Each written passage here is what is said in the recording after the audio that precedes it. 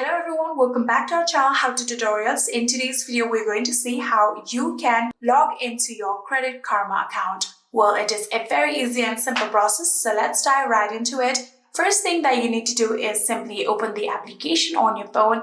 And after doing that, here you can see there are two different options where you need to tap on a sign in order to log in.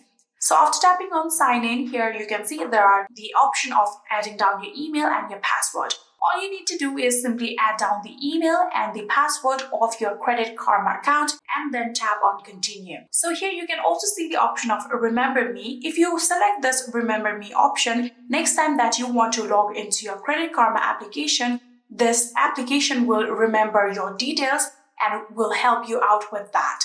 But if you don't want this application to remember your details, you can simply just tap on this checkbox like this and not select it and simply tap on continue, and like that you will be able to log into your Credit Karma account.